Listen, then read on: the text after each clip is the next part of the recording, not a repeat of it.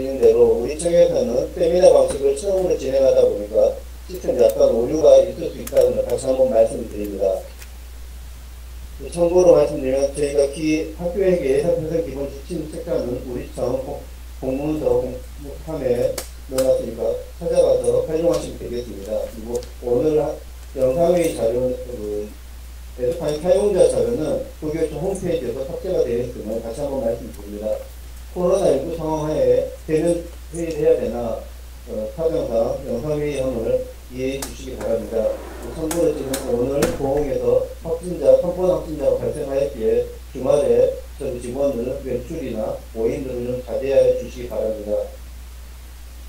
오늘 질의사항은 먼저 저희가 도교청에서 했던 질의사항 주요 내용을 말씀드리고 추가적인 질의사항은 우리청 담당자 문창선 주무관 업무관리 메일 시스템 메일로 보내주시면 저희가 그 부분에 대해서 답변을 추후에 다시 드리도록 하겠습니다.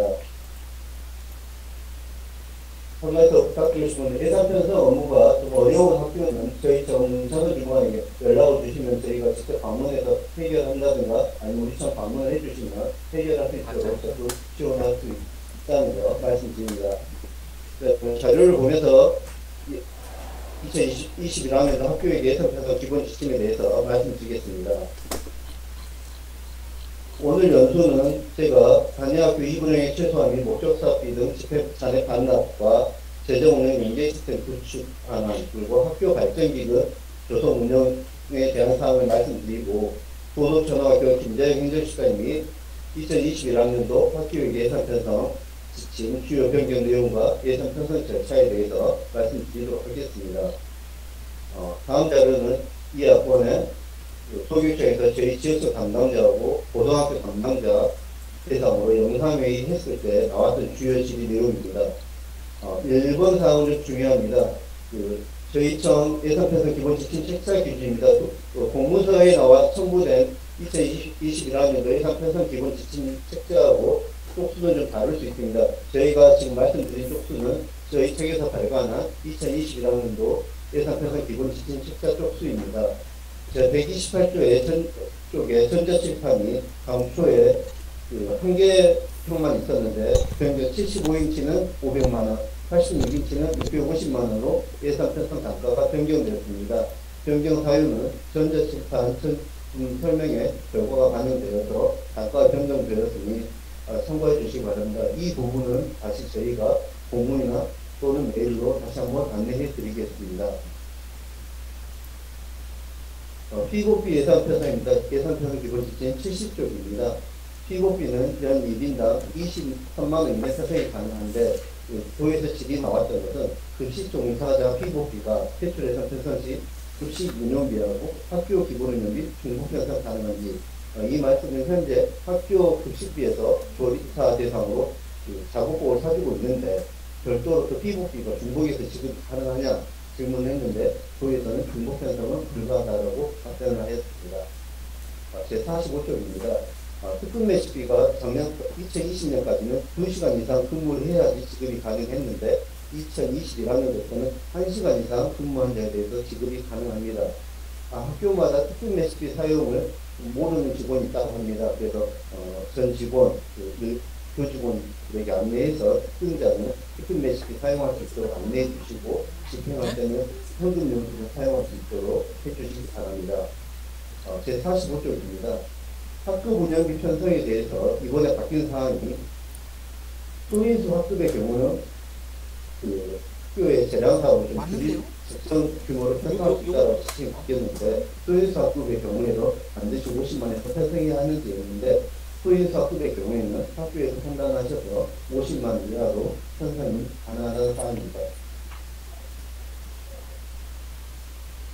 옆에서 대표 강사 얘기했는데 소인수 학급의 경우에 50만원 편성을 해주되 학교의 사정에 따라 집행이 안 되면 나중에 마지막 정기중이나 아니면 12월 달에 감액을 하면 그런 최소화에 기여할 수 있다고 합니다.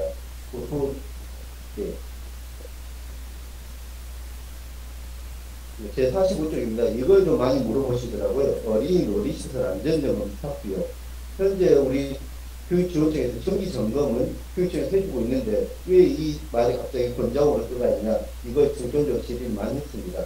그래서 제가 어린이 놀이시설 관련법을 보니까 학교에서는 월 2회 이상 안전점검을 해야 한다라고 되어 있더라고요. 그 안전점검의 형태는 그 학교 행정실, 아마 행정실 직원이나 아니면 교직원에서 업무 분장된 분들이 하고 계실 건데, 이 한 달에 한 1회 점검을 해야 되는 이 부분을 이렇게 학교에서 하고 있는 경기시설이나 소방시설 같이 외부 이상을 줄 수 있다는 그 사항입니다. 그 다음에 이번에 저희 도교육청에서 도의에서 예산 심의 좀 받고 있는데 부의원님들이 많이 궁금해 하시는 게 예산 편성 기본 지침에 보면 학교 구성원의 참여 부분을 권장하고 있는데 교직원에 대해서는 예산 편성에 대한 교육을 하고 있는데 학생이나 학부모에 대해서는 어떻게 참여를 보장하고 있는지 좀 많은 관심도 있고 저희 도에서도 그걸 강조를 하고 있습니다. 그래서 관내 학교에서 하고 있는 사항을 한번 저희가 알아봤습니다. 그래서 학생하고 학부모한테 이렇게 예산 요구서, 의견 수렴 절차를 거쳐가지고 안내자까지 이렇게 보내고 있으시더라고요. 이 자료는 저희가 메일로 다시 보내드리도록 하겠습니다. 그리고 이거 활용해서 올해 2020년 예산 편성할 때는 현재 좀 예산 편성 과정에 소외되고 있는 학생 및 학부모에 대한 참여 부분을 좀 보장해 주시기 부탁드리겠습니다.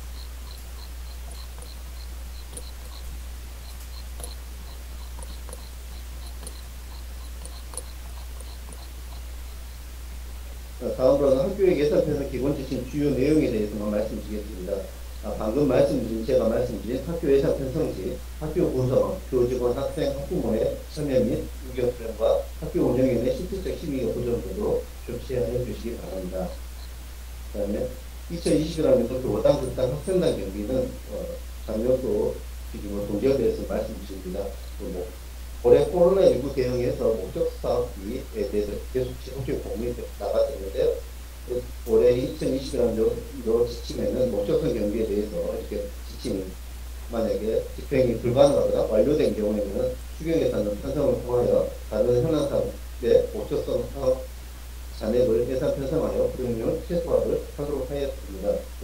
단 목적사업비 사업 부서에서 별도의 지침이 있는 경우에는 그 지침을 따라야 된다는 걸 다시 한번 말씀드립니다.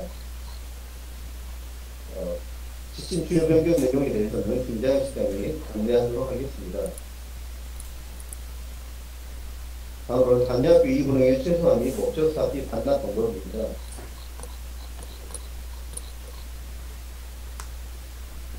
현재 학교에서는 2월금이 매월 증가하는 추세고 저희 교육부에서는 기존에는 교육청 2월금만 중점 관리 대상을 했었는데 현재는 학교까지 2월 이 금액을 관리하고 있습니다. 매월 지금 10월부터 월 2회 이상 공문이 나가고 있고요. 집행률 공문이 나가고 있고 현재 저희 고용지역은 도평균에 비해서 약간 좀 낮은 편입니다. 그리고 저희는 불용률 상위 학교에 대해서 2개 학교씩 지금 매월 이게 컨설팅을 해주고 있습니다. 2월 중점적으로 좀 관리 부탁드리겠습니다. 참고로 말씀드리면 보험지역은 2월 말 기준으로는 거의 30% 이하 불용률을 관리하고 계시는데 지금 현재 시점 11월, 12월 기준으로는 불용률이 좀 높은 편입니다. 이 부분을 좀 연도 말에 예산이 집행되지 않도록 좀 관리 부탁드리겠습니다. 학교에서 좀 잘 안 되고 있는 게 학교에게 불용해준 예산 현액이 세입 결산액 대비 과다하게 편성되어 불용된 금액이 많습니다.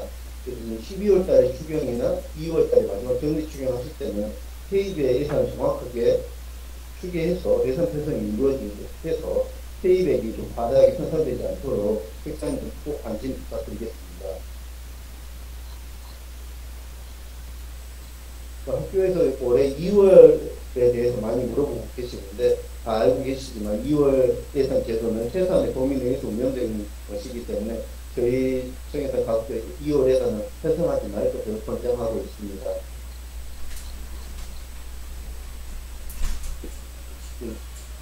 학교에서 지금 목적사업비 집행자나 반납축에 대해서 저희한테도 많이 문의하셨었는데요. 도교청에서는 2021년 2월 달에 2020년도 학교에게 목적사업비 집행잔액에 대해서 반납을 받아서 학교 불용률 감소에 도움을 드리도록 하겠습니다.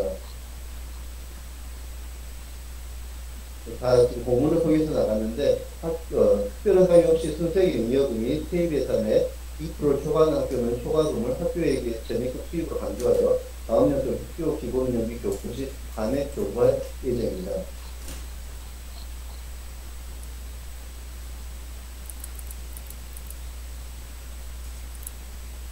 다음으로는 KF판 재정 공개 연계 시스템 구축입니다. 이게 지금 구축되면서 행정실 업무가 좀 많이 간소화 좀 덜어질 수 있겠더라고요. 기존에는 행정실에 직접 홈페이지 탑재를 했어야 되는데요. 지금 5개 항목에 대해서 수의계약 100만 원 이상, 업무 추진비, 법인카드 사용되어 상품권 구매, 물품 소요 조회 이 부분은 에듀파이 시스템 자동 연계되기 때문에 이 부분에 대한 업무는 좀 많이 간소화될 걸로 생각이 됩니다.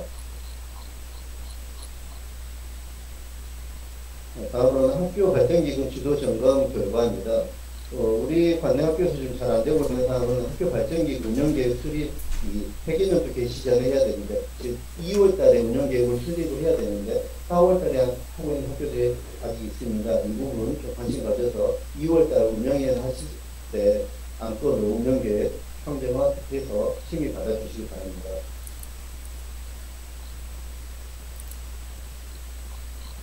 학교 발전 기금 운영식 유의사항입니다.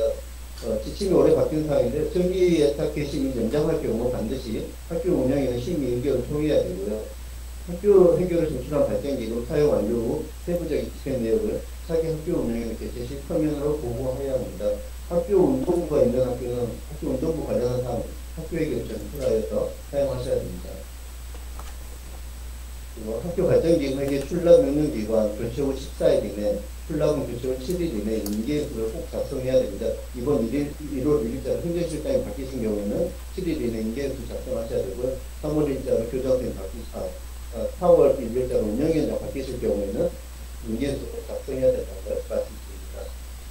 이상으로 제가 설명드린 말씀을 드렸고요. 다음으로는 도덕초등학교 김자영 행정실장님이 교육하도록 하겠습니다. 시스템상 얼굴을 묶어드리고요. 바로 목소리로 강의를 진행하도록 하겠습니다.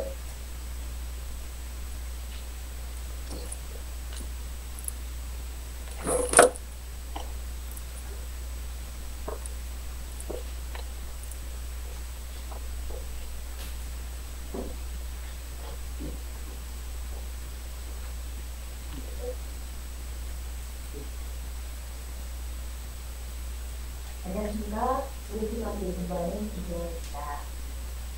이 어떻게 보시죠?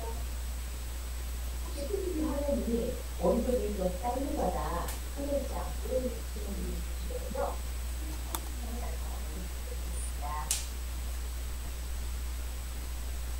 우리 시청자님께서는 저보다 훨씬 예산을 잘 하시기 때문에 시청자분들이 이해가 되실 것 같고요. 예산을 처음 상상해 보시는 선생님께서는 어떻게 하셔야 될지 조금 반박한 비용이 있을 것 같습니다. 저는 교육이 선생님들의 그 반박한 비용을 조금 없애고 예산 편성에 있어서 교육을 드릴 수 있는 시간을 드렸으면 좋겠습니다. 먼저 또 상상해 보시면 페이지는 교육청에 있는 페이지를 상상을 지침에 페이지를 기대해주고요. 그래서 화면이 조금 짧은 것 같아서 네, 보시죠. 이 페이지는 교육청 페이지가 아니라 교육청 표 세계 기본 규칙 페이지입니다.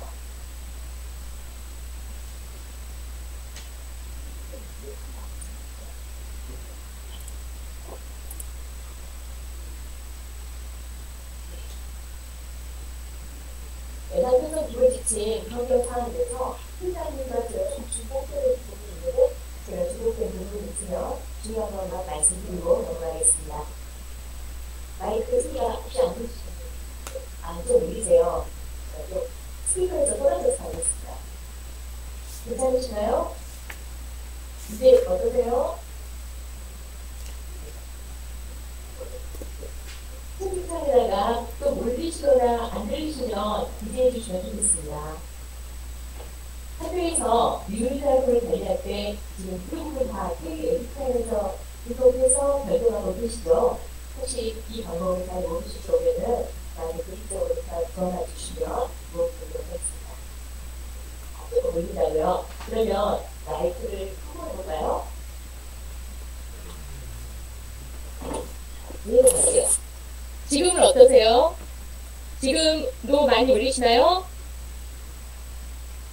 우리 예산 편성 업무 흐름도에 보면요. 이렇게 교직원 학생 학부모의 의견을 수렴해야 된다고 되어 있는데요. 이게 몇 년 전부터 계속 있었습니다. 근데 이렇게 학부모나 학생의 의견을 수렴 안 하는 학교가 있다 보니까 아예 흐름도 안에다가 기재를 해놨더라고요.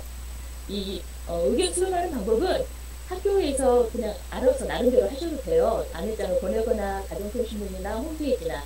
그래서 저는 이렇게 안내장을 보내고 있습니다. 그리고 학생들 같은 경우에는 저희 같은 경우는 다모임 활동 어제 하길래 제가 가서 간단하게 설명을 좀 해주고 왔습니다. 본예산을 운영위원회에 제출할 때는 회계 개시 30일 전까지, 올해는 1월 29일까지입니다. 우리가 회계 점검을 가다 보면 꼭 날짜가 약간 틀려서 지적을 받는 사례가 있는데요. 꼭 초일은 삽입하지 않습니다. 민법에 따라서 올해는 내년에는 21년 1월 29일까지는 운영위원회 예산안을 제출하셔야 돼요. 이렇게 본예산을 제출할 때 수경도 같이 하다 보니까 날짜를 약간 좀 늦게 하실 경우가 생기시더라고요. 꼭 날짜 지켜주시고요. 운영위원회에서는 예산안이 심의 결과가 되면 회계 개시 5일 전까지 학교에 통보를 해야 합니다. 이 말은 만약에 10일날 했는데 23일날 통보하라는 게 아니라 10일날 했으면 그날이든지 그 다음날이든지 통보를 해주시면 되는데 운영위원회를 최소한 23일 이전에는 개최를 해야 된다라는 뜻입니다. 이 부분 11페이지인데요. 목적사업비는 성전 예산으로 집행할 수 있으며 동일 회계년도 내에 차기 추경 예산을 반드시 계산하여야 한다. 예산을 처음 편성해 보신 분들은 조금 이해가 안 될 것 같아서 설명을 드리겠습니다. 우리가 성전 예산으로 편성해서 결제가 되면 자동으로 추경 예산에 반영이 돼서 예산표를 출력해 보시면 표시가 되어 있는데 추가로 또 추경에다가 입력을 해야 되는지 아니면 편성을 해줘야 되는지 이런 뜻이 아니라 성전에 편성이 되면 시스템상에 자동으로 추경에 반영이 됩니다. 학부모 부담 수입은 반드시 수입 예산에 편입해서 집행을 하셔야 합니다. 학교의 모든 수입은 모든 수입에 편성이 되어야 하는데 몇 년 전부터 이 학생운동부 관련해서 좀 지적사항이 있었던 것 같습니다. 학부모 부담금 올해부터 지원금 처리 안 하고 계시죠? 다들 잘 하고 계시는데 이미 교육청에서 교부할 때부터 교부목이 지원금목으로 이렇게 해서 오기 때문에 학교에서는 절대 지원금의 수입 잡혀서 다시 편성하지 않고 만약에 방과후에서 예산이 교부가 되면 방과후 운영비에다가 바로 편성을 하시면 되고 세출에 급식비 지원금이 온다. 그러면 바로 그냥 급식비에 식품비 운영비에 나눠서 세출에다가 예산을 편성하시면 됩니다. 어떤 학교 예산서를 보니까 원가 통계 비목을 지원금을 쓰시는 학교가 있더라고요. 초등학교, 중학교는 지원금이 거의 없다고 보시면 됩니다. 고등학교 같은 경우에는 개인한테 지원되는 지원금이 있거든요. 그럴 때는 가능하지만 초중학교는 지원금 원가 통계 비목을 거의 없다고 보시면 되겠습니다. 교원연구비입니다. 보직교사 겸임일 경우에는 고액의 금액으로 지급한다. 만약에 우리 학교 보직교사가 경력이 5년 미만이다. 이럴 경우에는 더 큰 금액으로 지급을 하시면 됩니다. 우리 학교에서 많이 아직도 좀 어려워하시더라고요. 이 배움퇴직팀이나 사서 상담도우 및 또 유치원 학원이 이런 분들은 수당이 아닙니다.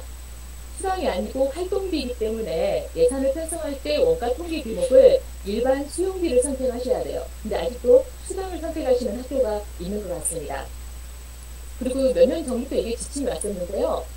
품위할 때부터 예를 들어 12월분 배움터지킴이 활동비 지급 이렇게 품위 때부터 활동비라는 말을 쓰셔야지 배움터지킴이 수당이라는 말을 쓰시면 안 됩니다. 꼭 이건 활동비라는 것을 기점해서 예산을 편성하실 때 수용비로 편성을 해주시면 되겠습니다. 예비비는 다 이제 고등학교까지 무상교육이 되다 보니까 예비비를 편성할 때는 교당, 급당, 학생당 경비의 1% 이상을 편성하시면 됩니다. 가끔 보니까 유치원도 똑같이 편성을 해줘야 되는데 누락이 되는 경우가 있는 것 같습니다. 경찰 유치원이 있는 경우 기본 운영비의 이 1% 예비비로 편성을 해주시면 되겠습니다. 에듀파인에서 결산은 시스템에서 방문 마감을 하시면 되고요. 세출예산 세액 세출 결산서를 작성하시면 됩니다. 그리고 운영위원회는 이 결산서를 회계년도 종료 2월 이내에, 그러니까 4월 30일까지는 운영위원회 제출을 해야 되는데, 이때 첨부 서류를 보니까 예금 잔액 증명서가 있습니다. 이렇게 문의 오시는 선생님들이 하시는 말씀이 정기예금을 꼭 해야 됩니까? 잔액 증명서를 발급을 꼭 해야 되냐? 이렇게 물어보시는데, 결제를 하는 입장에서나 아니면 점검을 하는 입장에서는 현금출납부와의 잔액을 비교해 보는 것은 이 예금 잔액증명서가 있어야 가능하지 않을까요? 네. 불용액은 잠시 후에 다시 설명을 드리고요. 31페이지 보시면요. 예산을 확정하여야 한다라고 바뀌었습니다. 그전에는 예산서를 확정해야 한다라고 했는데 우리 신입생님들이 조금 어려우실 것 같아서 이해를 돕기 위해서 설명을 좀 드릴게요. 예산안은 운영위원회 안건을 제출하기 위해서 예산을 임시로 이렇게 확정하는 게 예산안 확정입니다. 그리고 나서 운영위원회에서 운영회의를 거쳐서 심의가 원안 가결돼서 학교로 통보가 오면 그때 우리 시스템상에서 예산을 확정하면 이게 예산서가 되는 거죠. 예산이 확정되는 게 예산서예요. 예산안은 확정이 안 된 예산이고요. 따라서 예산서를 확정한다가 아니라 예산을 확정한다가 맞습니다. 33페이지의 예결산 주요 일정은 참고를 하셔서 준수를 해주시면 되겠습니다. 34페이지 조금 전에 우리 팀장님이 설명하셨던 부분인데요. 도교육청에서는 지금 불용액을 굉장히 중요하게 이렇게 자꾸 공문도 보내시고 점검도 하고 있습니다. 우리 기본운영비에 통합되어서 지원되는 수학여행비, 야영, 잔디운동장 관리비 이런 것들 있지 않습니까? 이런 것을 지금 예산에 편성되어 있는데 만약 집행을 하지 않고 잔액이 그대로 발생할 경우에는 2월에 이것도 반납을 받는다고 합니다. 도에서. 그렇기 때문에 현재 이 기본운영비에 포함돼서 내려오는 목돈사업비를 잔액이 좀 있다. 그러시면 정리추경에서 다른 예산으로 돌려서 집행을 하시면 됩니다. 그대로 두시게 되면 반납을 하셔야 되고요. 추경에서 다른 예산으로 돌려서 집행을 하시면 괜찮습니다. 그리고 목돈사업비는 당연히 10만원 이상 잔액에 대해서 반납이 원칙입니다. 조금 전에 그 팀장님이 설명하신 학급당 운영비를 50만원 이상 편성은 의무예요. 이게 그 전교조와 협약사항이기 때문에 대신 집행을 무조건 50만원까지 해야 된다라는 뜻은 아니고요. 또 여기서 소인수 학급의 경우라고 적어놨는데 그러면 10명이 소인수인지 1명이 소인수인지 애매하시잖아요. 이거는 학교 구성원들끼리 협의하셔서 집행을 하시면 좋을 것 같습니다. 우리 특급 매식비 1시간으로 변경됐고 말씀드렸고요. 34페이지부터 38페이지까지 기본 운영비에 통합되어서 지원되는 경비들은 꼭 편성을 해주셔야 됩니다. 여기 있는 금액 이상으로 금액이나 그리고 46페이지부터 49페이지 연도별로 지원해주는 통합 내역도 꼭 확인하셔가지고 세출예산에 편성을 해주셔야 합니다. 세출예산 집행 지침입니다. 54페이지에 보시면 지금 갖고 있는 자료는 고온 자료가 없으시죠? 그냥 좀 듣고 메모만 해주시면 좋을 것 같습니다. 54페이지에는 뭐라고 되어 있었냐면 기준이 정해져 있는 경비의 경우 초과 집행이 금지된다. 우리 매식비나 업무 추진비, 강사수당 이런 것들은 기본 단가가 정해져 있기 때문에 이 기본 단가를 기준을 초과해서는 집행할 수 없습니다. 그리고 직무대리를 할 때는 반드시 내부 결제한 후에 이 에듀파인 방법을 참고하셔서 직무대리를 하셔야 하고요. 회계직 분리 원칙에 의해서 출납원이 학교장 회계관직을 겸할 수가 없습니다. 근데 어쩔 수 없이 부득이 출납원이 학교장을 대리한다면 임시 출납원을 별도로 임명하셔야 합니다. 정보공개 자동으로 연기된다는 말씀 드렸는데요. 올해 12월까지는 그대로 기존처럼 이렇게 공개를 해주셔야 합니다. 지금은 시범 단계이기 때문에 내년 1월부터가 확실하게 자동 연계가 되는 거고요. 12월까지는 연계를 해주시는데 이때 원인행위나 지출표지 시 작성상 유의사항 잘 확인하셔서 제목 같은 거 유의해서 올려주시면 좋겠습니다. 업무 추진성 경비는 신용카드 사용이 원칙입니다. 그리고 어쩔 수 없이 신용카드 사용이 불가할 때는 계좌이체로 가능합니다. 매식비 단가는 작년하고 동일하게 8,000원이고요. 이때 지수를 이제 처음 해보시는 분들은 이 매식비는 현금 영수증 사용이 원칙이다라는 말이 약간 헷갈려 하시더라고요. 우리 학교에서 사용하는 법인카드를 현금 영수증이 가능하도록 이렇게 등록을 해서 사용하시면 되는데 이미 아마 다 등록이 되어 있어서 지금 사용하고 계실 거예요. 만약 학교에서 매식비를 결제를 하러 갔다 이럴 때는 법인카드를 가지고 가셔서 업체에다가 결제를 하는데 현금 영수증으로 아니면 지출 증빙용으로 결제를 해주세요 라고 하면 업체에서 법인카드를 딱 긁으시는데 영수증 이통표에 현금 영수증이라고 나옵니다.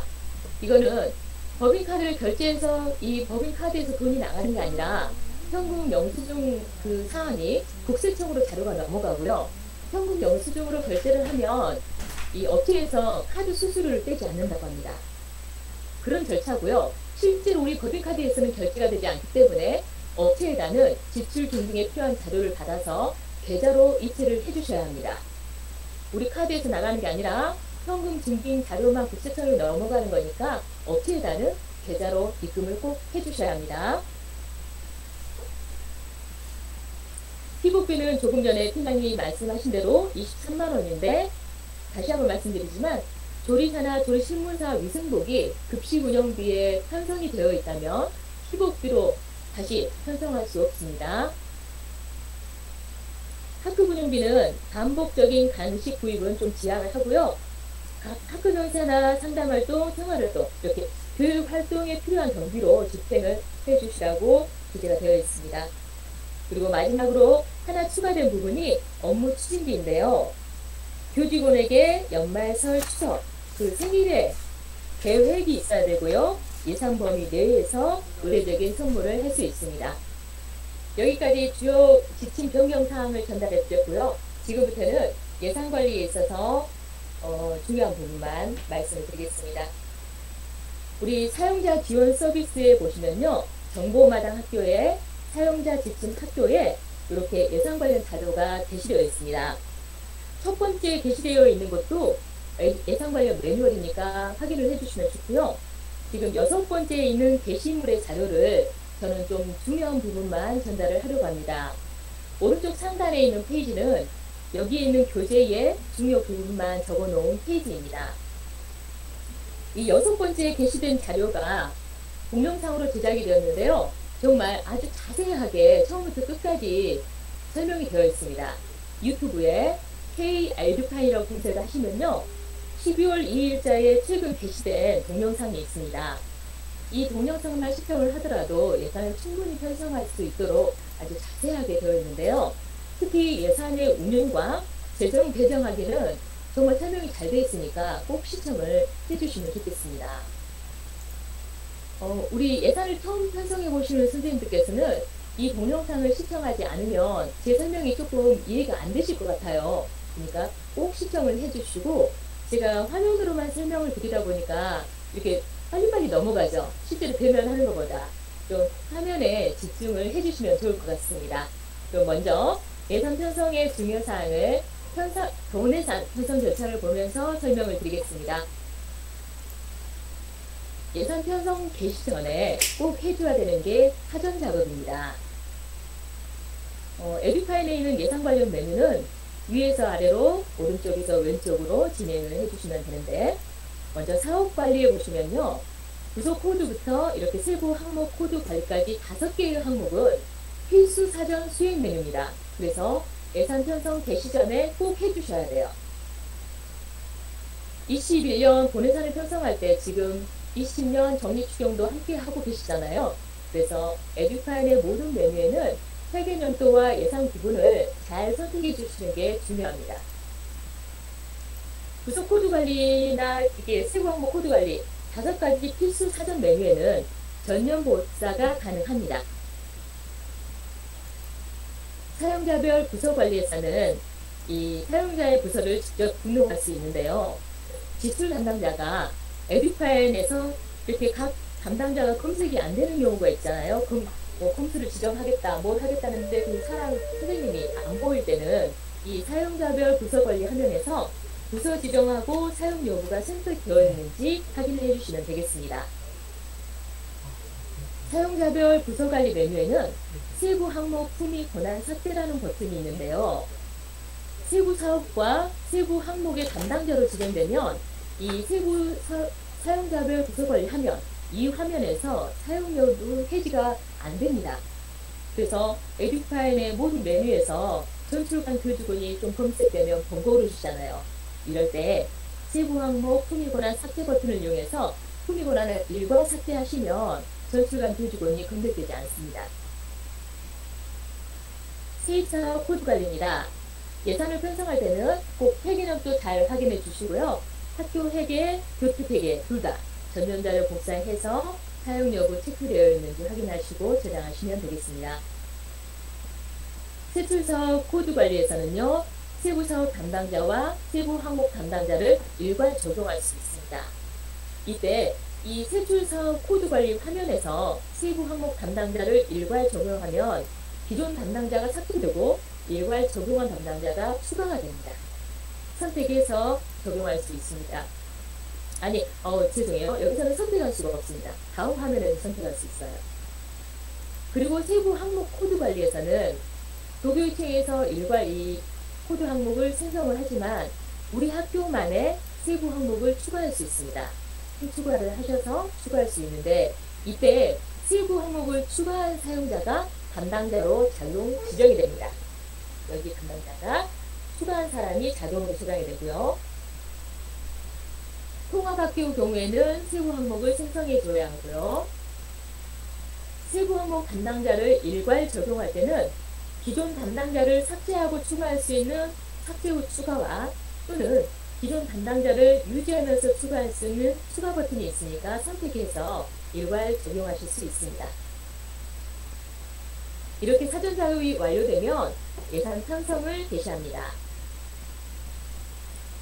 회계연도와 예산 부분 잘 선택해서 조회한 후에 필수 항목, 빨간색 그 불표는 필수 항목입니다. 제목과 내용을 간단하게 입력하시고요. 게시를 합니다. 본예산이든 추경이든 게시만 하면 바로 예산을 편성할 수 있습니다. 따로 뭐 결제를 하지는 않습니다. 근데 만약에 회계연도와 예산 부분을 잘못 선택해서 게시를 취소해야 된다. 그럴 경우에는 작성해 놓은 예산 내역이 없을 경우에만 취소가 가능합니다. 이렇게 예산 편성 게시도 다 하셨다면 이제 세입 예산을 요구할 수 있습니다. 교특회계 전입금은 교육청에서 교부 계획을 입력해야 저희가 요구를 할 수 있고요. 발전기금 전입금은 학교 회계에서 전출을 해야 이 화면에서 요구를 할 수 있습니다. 기금 전입금 또한 교육청에서 교부 계획을 입력해야 학교에서 예산을 요구할 수 있기 때문에 전면자료 복사가 불가능합니다. 수익자 부담금, 보조금 및 지원금, 일반 재원, 그리고 법인 사학교 전입금은 전면자료 복사가 가능합니다. 제가 마이크를 안 쓰고 크게 말을 하려니까 굉장히 목이 아프네요. 세입 예산 관리에서 정산 지원과 일반 지원을 구분하는 방법입니다. 원가 통계 비목을 선택한 후에 여기 아래 세부사업 상세 내용 그리드에 있는 행 추가와 행 삭제 버튼이 활성화가 되면 정산 지원이고요. 원가 통계 비목을 선택했을 때 비활성화되면 일반 지원입니다.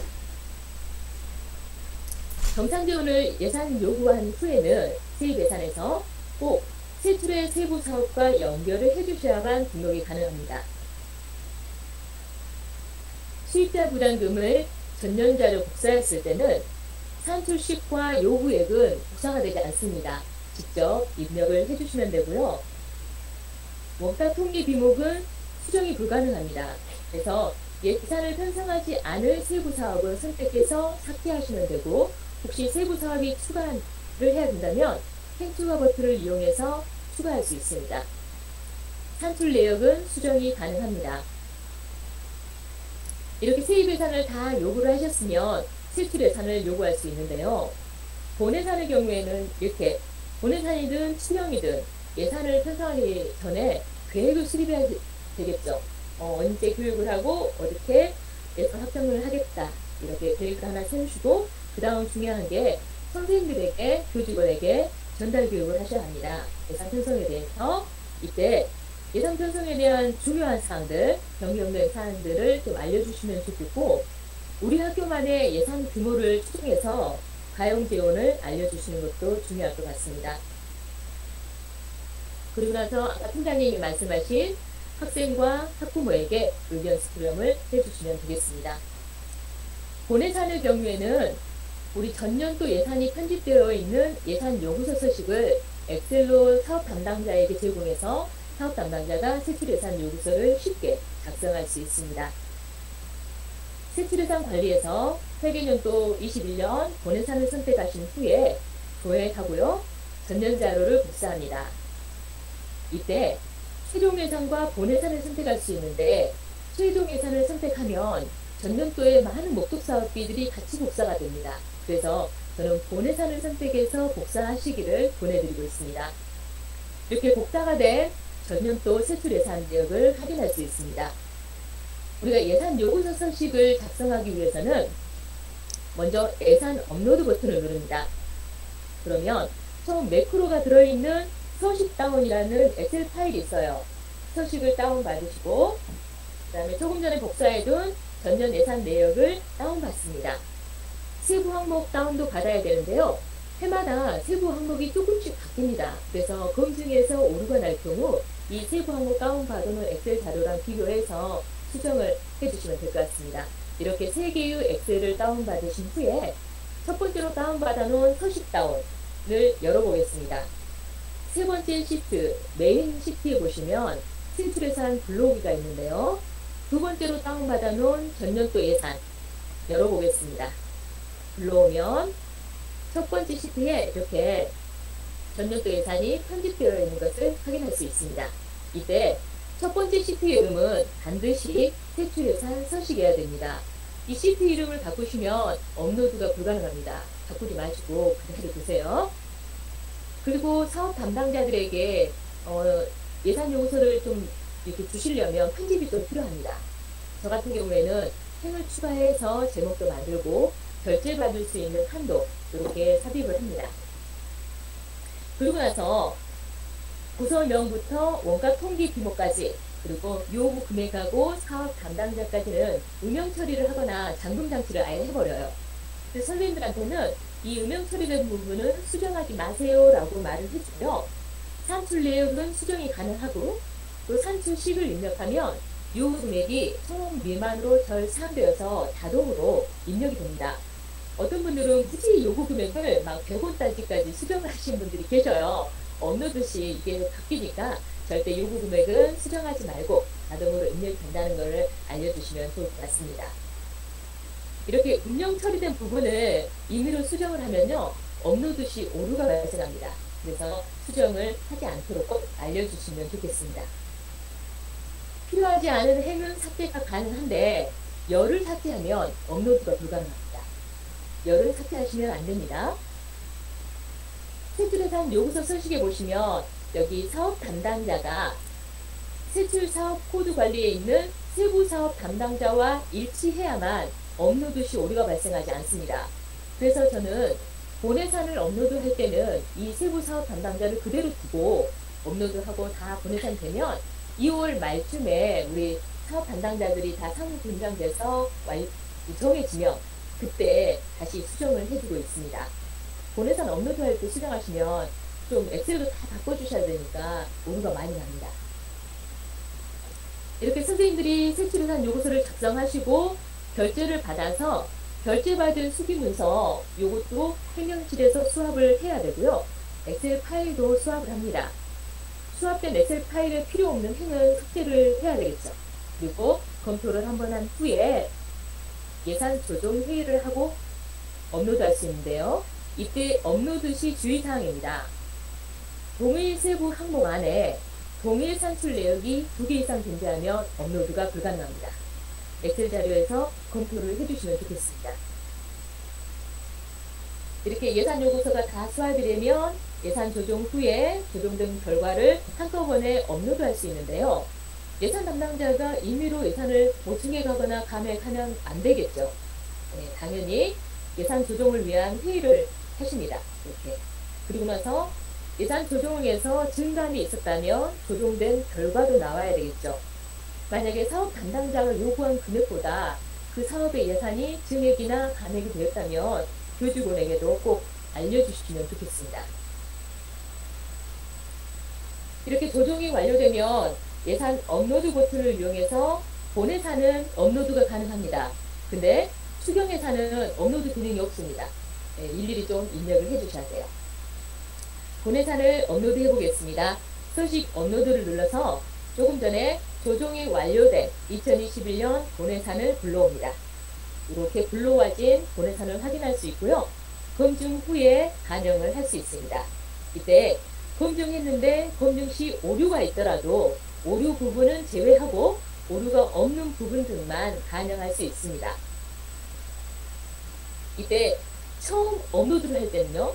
처음 업로드해서 반영할 때는 꼭 본예산에서요. 본예산에서 업로드할 때 이미 그 전에 세출 예산에 전년도 복사한 자료가 있습니다. 그렇기 때문에 꼭 삭제 후 추가 버튼을 선택해서 반영을 해주시면 되겠습니다.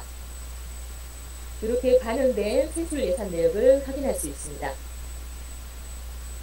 예산을 업로드할 때 검증 시 오류가 많이 나는 경우에는요. 구분의 오류를 선택하면 오류난 항목들만 검색할 수 있습니다. 이때 오류가 난 부분들은 음영 처리되어서 표시가 되고 오류난 항목을 선택을 하시면 하단에 이렇게 왜 오류가 났는지 세부적인 설명이 나옵니다. 그러면 위에 이 화면에서 수정을 해서 검증하고 다시 반영하셔도 되고요. 만약 오류가 많다 이러시면 여기에 있는 이 오류 행수가 엑셀 업로드할 때 엑셀의 행번호하고 같으니까 엑셀에서 다시 수정한 후에 업로드를 할 수 있습니다. 이때 기존 자료를 삭제하고 추가할 수 있는 삭제 후 추가와 또는 기존 자료를 유지하면서 추가할 수 있는 추가 버튼이 있으니까 잘 선택해서 검증하고 반영하실 수 있습니다.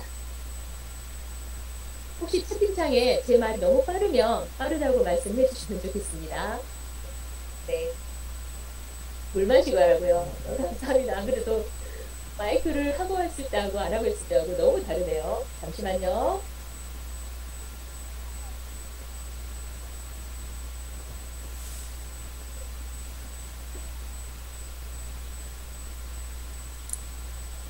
이렇게 세입 예산도 요구했고요. 세출 예산도 업로드 했습니다. 그 다음에 제일 중요한 거. 본예산이든 추경이든 세입 세출 요구하는 게 제일 중요한 게 바로 정산재원 입력입니다. 세입 예산에 보면요. 이렇게 표시되어 있는 부분이 정산재원이잖아요. 그러면 우리가 세입 예산 요구할 때 세부 사업 연결 다 해주셨죠? 이게 세출 사업의 정산재원입니다. 연결된 세부 사업 선택한 후에 예산 등록 버튼을 누릅니다. 세부 사업별로 정산재원 차이 금액을 확인해 주셔야 돼요. 그래서 이 차이 금액을 세출예산 요구 옆에 있는 재원에 정산재원의 순위와 일반재원의 금액을 입력해 주셔야 합니다. 이때 일반 정산재원의 순위는 좀 이따 다시 드리겠습니다. 순위는 어떻게 하냐면 하나의 세부사업 안에 이렇게 급식비처럼 수익자도 있고 지원금도 있고 일반재원도 있다. 그럴 때는 특히 목적사업비를 먼저 쓸 건지 아니면 수익자 부담금을 먼저 집행할 건지 그게 우선순위고요. 정산재원은 아래 세입재원에 있는 이 식품비 운영비별로 정산재원을 위에 있는 식품비는 식품비에다가 수익자 부담금, 지원금, 운영비는 운영비대로 나눠서 정확하게 입력을 해주셔야 됩니다. 위에 정산재원 차이 금액이 없더라도 등록이 안 되는 경우가 있어요. 특히 추경에서 어렵시죠. 이때는 이 정산재원의 식품비 운영비를 정확하게 입력하지 않아서 그렇습니다. 본예산 입력 시 주의사항입니다. 세출예산을 먼저 요구하신 후에 죄송해요. 세입예산을 먼저 입력한 후에 세출예산을 입력하면 정산재원과 세출 요구액 차익이 이렇게 일반재원에 자동 등록이 됩니다. 본예산일 때는. 근데 만약에 본예산을 입력할 때 세출예산을 먼저 입력하고 세입예산을 입력하면 모든 재원이 여기 일반재원에가 자동으로 등록이 돼 있어요. 그래서 다음에 세출예산 요구에서 뻔뻔히 일반재원을 수정을 해줘야 됩니다. 그렇기 때문에 꼭 예산을 등록할 때는 세입예산 먼저 입력하시고 세출예산을 입력해야 합니다. 세출예산 요구 목록에서 세입재원의 학교와 세출예산 요구하는 세부 항목의 학교가 일치해야만 예산 등록이 가능합니다. 분교가 있을 때는 분교, 유치원이 있으면 유치원을 정확하게 일치하게 예산을 요구하셔야 되는데 이때 만약에 세부 항목의 학교가 없다 그러시면 세부 항목 코드 관리에서 행추가 후에 생성하실 수 있고요. 여기에서 학교를 이렇게 선택해 주시면 됩니다. 본예산과 추경예산에서 세출예산을 직접 등록하는 방법인데요. 산출식을 입력한 후에 얼마 곱하기 얼마는 치고 나서 오른쪽 마우스 버튼을 누르시면 이렇게 세부 항목 추가와 산출 내역 추가, 행 삭제가 가능합니다. 또는 산출식을 입력한 후에 엔터를 한번 치시면 이렇게 금액이 자동으로 입력이 되고요. 엔터를 여러 번 친 만큼 산출행이 추가가 됩니다. 만약에 산출식이 여러 칸이라면 엔터로 막 쳐놓고 나서 한꺼번에 입력하면 편하시겠죠. 이건 봄에도 제가 교육할 때 한번 말씀드린 것 같습니다. 조금 중요한 사항입니다. 추경예산에서 정산재원 등록하는 방법인데요. 본예산에서는 정산재원이 있었습니다. 다 입력했는데 추경예산에서는 정산재원을 증감하지 않고 정산재원을 만지지 않고 일반 재원만 증액을 하거나 감액을 할 때는 재원관리에서 일반 재원에 입력을 해주셔야 합니다. 본예산에서는 정산재원만 입력하면 일반 재원은 자동으로 입력이 됐습니다. 그 차액이. 하지만 추경에서는 만약에 정산재원에 있는 항목이라면 일반 재원만 증액을 했어도 꼭 일반 재원의 금액을 입력을 해주셔야만 등록이 가능합니다. 이렇게 세입예산과 세출예산 입력해서 조정 대상이 없고 세입사업 잔액이 없다면 내역 검증을 통해서 예산을 등록할 수 있는데요. 그 전에 먼저 이렇게 세출예산서, 세입예산서, 요구서 버튼 눌러서 출력한 후에 확인 한번 하시고 등록을 하면 좋겠습니다. 등록을 완료했는데 혹시 예산을 다시 수정을 해야 된다. 그럴 때는 등록 취소 버튼을 이용해서 취소하고 다시 수정할 수 있습니다. 이렇게 예산이 다 등록이 되면 운영위원회 안건 제출을 위해서 예산안을 확정합니다. 그리고 운영위원회에서 심의 결과가 통보되면 심의 결과를 등록을 해야 되겠죠. 이때 운영위원회에서 혹시 예산이 수정이 되었다면 조정된 예산을 입력을 해주셔야 됩니다. 그리고 나서 예산을 확정합니다.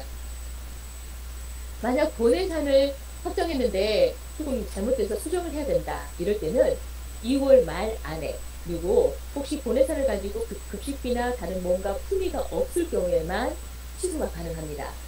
여기 결제 취소 버튼을 눌러서 취소하고 나서 다시 예산을 수정할 수 있습니다. 근데 추경예산은 취소가 없습니다. 그래서 추경을 확정할 때는 꼭 한번 더 확인한 후에 확정을 하시면 좋겠습니다. 이렇게 사전 작업부터 예산 확정까지 금방 끝났죠. 그리고 나서 꼭 해줘야 되는 거 아시죠? 홈페이지 공개까지 해주시면 되겠습니다. K6 파일에서 성립적 예산 편성할 때 주의 방법입니다. 하나의 세입 지원에 다수의 세부 사업은 연결이 가능합니다. 하지만 세입예산 요구를 할 때 성립전에서 다수의 세입 지원을 선택해서 하나의 성립전 예산으로는 등록이 불가능합니다.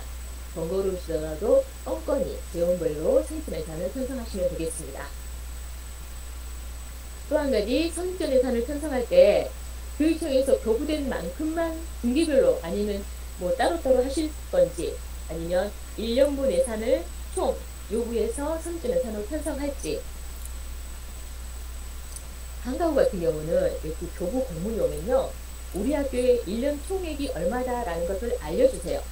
그럴 때는 1년 총액으로 성진 예산을 편성하셔도 돼요. 요구 요청 금액에다가 1년 금액을 입력한 후에. 근데 나는 그냥 꼼꼼히 하고 싶어.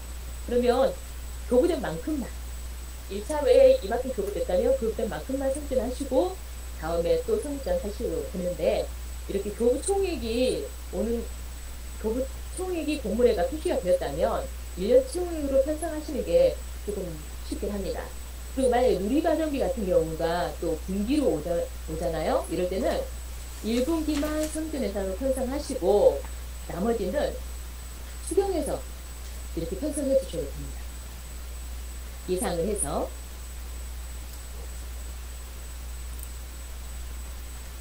근데 만약에 본예산에서나 이렇게 성진에서 1년분으로 성진예산을 편성했는데 중간에 다음과 후가 좀 예산이 줄어서 감액 조정돼서 교부하겠다라는 공문이 온다면 성진예산은 감액이 안 돼요. 그리고 당장 수경을 할 시기가 아니기 때문에 집행을 하는 시점에서 우리 학교가 감액 교부돼서 온다는 것을 알기 때문에 집행을 할 때 그만큼 감액해서 예산이 감액될 걸 예상해서 집행을 좀 감액하셔야 될 것 같습니다. 예를 들어 누리과정비 같은 경우 성진예산을 편성할 때 교부 금액이 꼭 100억 단위 거주입니다. 그렇죠. 이때 성진예산은 어떻게 편성해야 되는지 앞전 교육에서도 한번 말씀을 드렸는데요. 우리가 본예산이나 추경예산에서 세입예산을 편성할 때는 세입을 1,000원 미만 절 4를 해서 편성을 합니다. 하지만 목적사업비가 이렇게 100원 단위까지 올 경우에는 1,000원 미만 절 4을 해서 예산을 편성해 줘야만 100원 단위까지 집행이 가능합니다. 그러겠죠. 절상하면 집행 못하겠죠. 성진예산에서 가끔 세입 재원이 보이지 않는다라고 하시는데요. 기존에 교부된 그 행에 금액만 추가돼서 교부되었는지 확인 한번 해주시고 또는 그래도 보이지 않으면 이게 국고보조금인지 보조금 내역에서 확인해 주시면 되겠습니다. 우리가 성립전 예산을 편성하는 이유는 수경에 편성해서 집행하기에는 시일이 촉박하기 때문에 성립전 예산으로 편성해서 집행을 합니다. 근데 수경 예산에서 편성해서 집행해도 충분한 여유가 있다면 성립전 예산을 편성하지 않아도 됩니다. 이럴 때 세입 담당자는 징수결정을 하기 위해서는 세입예산 등록을 해야 되겠죠. 세입예산 등록할 때 주의사항입니다. 만약 현재 수경안을 확정한 시점입니다. 이럴 때는 정말 주의를 해주셔야 되는데요. 현재 수경안을 확정한 차수, 수경위회를 선택해서 세입예산을 요구하면 수경을 확정하는 시점에는 세입 재원이 일치하지 않아서 수경이 확정이 안 됩니다. 그래서 추경안을 확정하는 시점이라면 꼭 다음 차수 추경의 요구 요청을 선택한 후에 세입예산을 요구하시면 됩니다. 다음 차수 세입예산에 반영이 되겠습니다. 그리고 성립전 예산을 편성하지 않고 이렇게 징수결정만 하려고 요구 요청을 했는데 추경까지는 못 기다리고 다시 성립전 예산으로 편성해서 집행을 해야 된다. 빨리 집행해야 된다고 담당 선생님이 말씀을 하면 성립전 예산으로 다시 편성할 수 있습니다. 기본정보 입력하신 후에 세입예산 요구관리에서 이렇게 요구 요청에서 선택한 세입예산 관리에서 요구 요청한 보조사업이 확인이 되는데 이때 선택 박스가 없어요. 그러다 보니까 얘는 요구 요청한 거는 성립전 예산 편성이 안 되나 라고 생각을 하시는데 보조사업을 클릭하시고 성립전 등록을 하시면 이렇게 성립전 예산을 편성할 수 있습니다. 추경예산 편성할 때 주의사항입니다. 세입의 일반 재원도 중요하고요. 특히 정산 재원을 잘 파악하시는 게 중요합니다. 그리고 사업관리 카드나 지출 관련 엑셀 자료 다운받아서 집행 잔액이 있는지 확인하시는 것도 중요하고요. 혹시 원인행위 저장 중인 자료가 있는지 또는 조정 결의가 필요한 원인행위가 있는지 확인해 주시는 것도 중요합니다. 특히 정리추경에서는 명시월 금액이 있는지 예정액을 정확하게 파악해 주는 것도 중요합니다. 우리가 본예산이나 추경예산을 편성하는 이유는 불용액을 최소화하면서 학교 운영과 교육과정에 필요한 예산을 적기에 집행하기 위해서인데요. 이 불용액은 예산 현액에서 세출 결산액과 이월액을 차감한 금액입니다. 세계기여금은 세입 결산액에서 세출 결산액을 차감한 금액으로 현금 출납 후의 잔액입니다. 순세계이연금은 세계이연금에서 2월액과 보조금 반환 합병액을 차감한 금액입니다. 불용액을 최소화하기 위해서는 그만큼 예산을 잘 편성해 주셔야 되는데요. 예를 들어서 우리가 급식비를 500만 원 편성을 했는데 실제로는 600만 원이 수입이 들어왔으면 예산에 없는 100만 원은 집행할 수 없습니다. 반대로 예산은 500만 원 편성했는데 실제로는 400만 원만 수입이 되었다. 이걸 추경해서 조정해 주지 않을 경우에는 연말에 통장에 잔액이 없으니까 당연히 지출이 안 되겠죠.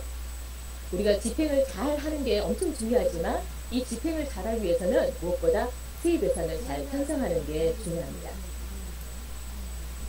예산을 처음 편성해 보시는 분들이 이 기본 운영비와 급식비의 재원 파악하는 것을 좀 어려워하시더라고요. 어떻게 하는지 보겠습니다. 우리가 2020년 본예산을 편성할 때 교육청에서 이렇게 기본 운영비 교부 금액이 왔습니다. 여기에서 보면 1, 2월분은 학교 회계로 보면 2019 회계년도의 2020년 1, 2월분입니다. 그래서 3월부터 12월분과 2021년 1, 2월 교부 예정액으로 저희가 본예산을 편성했죠. 정리추경에서는 2021년 1, 2월 교부 확정된 금액을 정리추경에는 반영을 해주셔야 합니다. 그래서 2020년 기본운영비 총액은 2020년도에 교부된 3월부터 12월분과 2021년 교부 확정된 1, 2월분, 이게 우리 학교 기본운영비의 총액입니다. 세입 예산 관리에서 정기추경 때 꼭 해주셔야 되는 게 있습니다. 기본운영비인데요. 교부 총액과 요구 총액과 잔액이 있습니다. 일치하지 않죠. 교부 계획은 교육청에서 3월부터 12월까지 교부하겠다고 입력해 놓은 교부 계획입니다. 요구 총액은 우리 학교에서 본예산이나 추경을 편성하면서 3월부터 내년 1, 2월을 포함해서 요구 요청한 금액이에요. 그래서 잔액이 차이가 납니다. 이때 교육청에서 기본 운영비를 교부하면서 이 칸에다가 교부를 해주면 좋은데 대부분 다른 행에다가 추가를 해주세요. 그렇기 때문에 정기추경할 때는 돋보기를 선택해서 이 차액만큼을 감액 요구해 주셔야 돼요. 그래서 교부 계획과 요구 금액을 일치하게 만드셔야 됩니다. 그리고 저 아래 보면 이렇게 행이 추가가 돼서 1, 2월분 교부 금액이 온 걸 확인하실 수 있습니다. 돋보기 선택해서 이렇게 요구 요청하시면 됩니다. 이렇게 3월분과 12월분, 3월부터 12월분, 그리고 1, 2월분이 우리 학교의 기본운영비 세입 예산 총액입니다.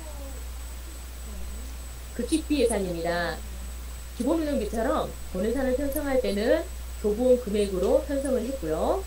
정기추경에서는 2020년 추경에서 온 3월부터 12월분, 그리고 2021년 1월분 확정된 이 금액으로 급식비 세입 재원을 편성하시면 됩니다. 이렇게. 이때 학생 급식비 단가는 교육청에서 지원해주는 식품비, 운영비, 그리고 런지에 수나만 모든 게 학생 단가고요. 교직원은 학생 단가 이상으로 편성을 해야 합니다.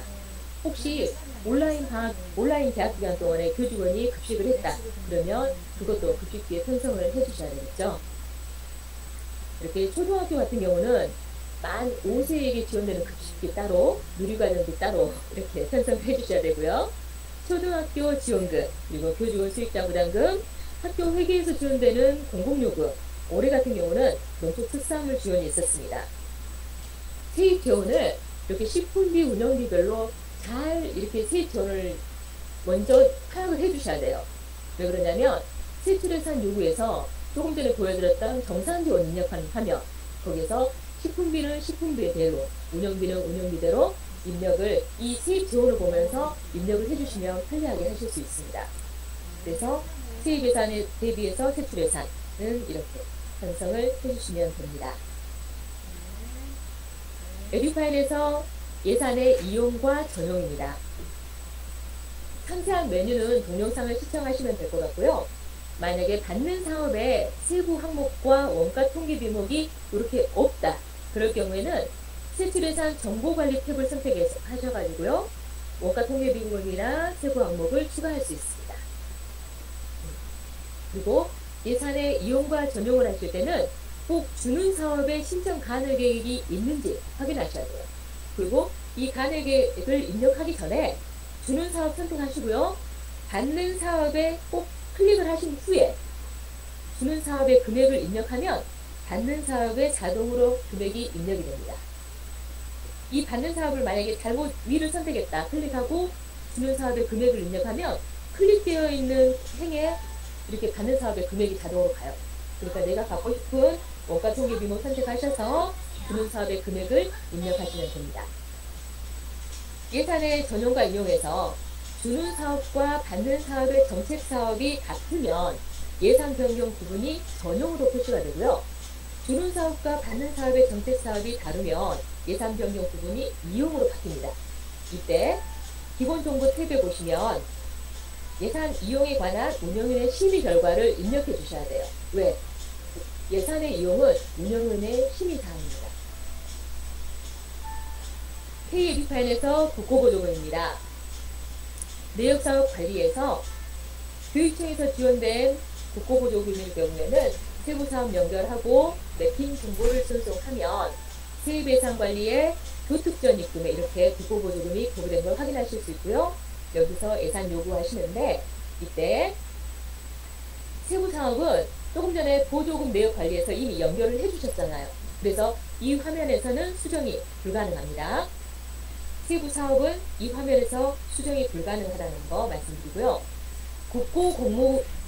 국고보조금이 공모사업일 때는 매핑 정보도 전송하지만 이 내역사업도 입력을 해주셔야 되고요. 그 다음에 꼭 해주셔야 되는 게 바로 교부 신청까지 해주셔야 돼요.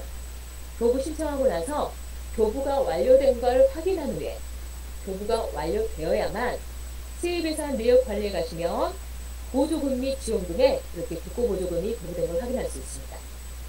여기에서 예산을 요구할 수 있고요. 여기 또한 세부사업은 보조금 내역 관리에서 연결을 해줬기 때문에 이 화면에서 수정은 안 됩니다. 그러니까 저희가 세부사업 연결하는 것도 보조금 내역에서 정말 잘 확인을 해주시고 그 다음에 매핑 정보 전송할 때도 한 번 더 확인 후에 해주시면 좋겠습니다. 마지막인 것 같습니다. K128에서 결산입니다. 올해부터는 결산 전 필수 사항입니다. 혹시 학교에 명시 2월, 사고 2월, 계속비 2월이 있는 학교의 경우 원인행위에서 사용금액을 입력해 주셔야 돼요. 그래서 원인행위 화면인데요. 아래 보시면 2월 사용 버튼이 있습니다. 얘를 클릭해서 2월금 사용 금액을 입력을 해주셔야 됩니다. 만약 원인행위에서 이 금액을 입력을 못하셨으면 2월 예비비 사용관리에서 수정할 수 있습니다. 추가로 등록을 할 수도 있고요. 만약에 원인행위에서 금액을 잘못 입력했으면 여기서 수정도 가능합니다. 이렇게 2월금의 잔액은 명시 2월, 사고 2월 활동 시 2월 제외금으로 제외금액으로 처리됩니다. 명시 2월은 다시 명시 2월이 불가능하고요. 사고 2월도 다시 제2월이 불가능하기 때문에 2월 제외 금액으로 처리가 되어야 됩니다. 따라서 2월 가능액에서 차감되므로 결산 전에 반드시 2월금 사용 내역을 입력을 해주셔야 합니다. 그리고 나서 자료는 예산 2월 내역 현황에서 예산 부분별로 선택하고 자료를 출력할 수 있습니다. K1 파일에서 소소한 팁입니다. 우리 선생님들이 보조금이 좀 화면이 작다 보니까 검색할 때 좀 많이 번거로우시죠? 보조금 사업에다가 검색할 보조사업 입력하고 여기 버튼을 누르시면 보조사업이 정렬이 됩니다. 다음가부터 그러면서 보조사업을 쉽게 찾을 수 있고요. 오른쪽에 보시면 역삼 버튼이 있는데요. 얘를 누르면 이렇게 펼치기가 됩니다. 그래서 보조사업을 쉽게 이렇게 확인하실 수 있습니다. 여기까지 예산 편성에 있어서 중요한 부분만 전달해 드렸고요. 유튜브에 있는 동영상을 꼭 시청해 주시기를 바라면서 오늘 하루도 좋은 하루 되시고요. 주말도 잘 보내시기 바랍니다. 여기까지입니다. 감사합니다.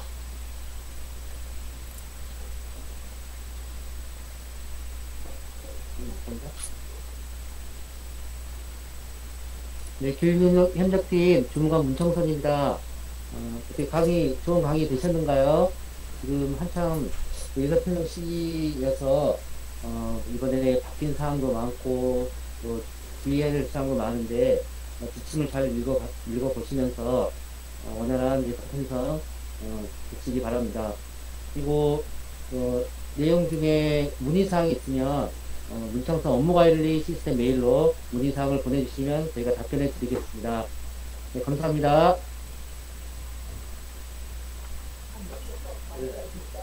조심히.